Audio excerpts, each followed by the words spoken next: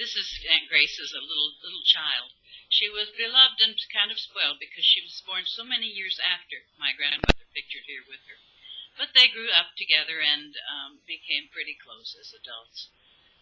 Aunt Grace and my grandmother. Grandmother had a baby 3 years later, and these two, my mother Norma and Grace, became really good friends all their whole life. Mother used to write to Grace a lot. And I think they were both beautiful. Grace married a farmer named Clarence Larson. He played the violin and he wrote wonderful love letters, and it was a love match. They had a boy, Raleigh, who I don't remember too much of. He did grow to become a high school principal, and he lives somewhere in Wisconsin today. I remember Clarence mostly as wearing bib overalls and his hat askew, and he used to spray an atomizer. I remember their little farm. I used to tease Uncle Clarence about when the cow was going to grow horns, and he laughed about that for the longest time. Every time I saw him after that, he'd mention how the cow hadn't grown horns yet.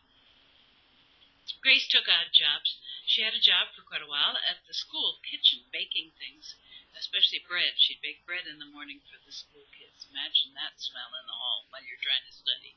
This is my favorite picture of Grace in her kitchen. Behind her is a wood stove, which she used to stoke up in the morning and make the kitchen all nice and toasty warm. I spent a week with her one summer, and she let me make a lemonade stand on the loneliest road in Wisconsin. I helped her make pickles, and I remember a bucket and dipper of well water on her back porch. Must have been the coldest well water in the state of Wisconsin. I remember their voices. I remember his laughter and her when she'd say, "Come on in, Allie."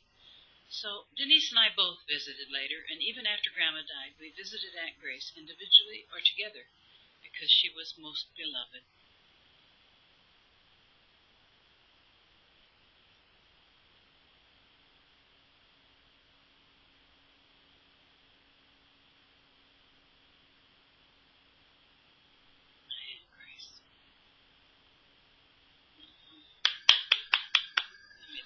Good take.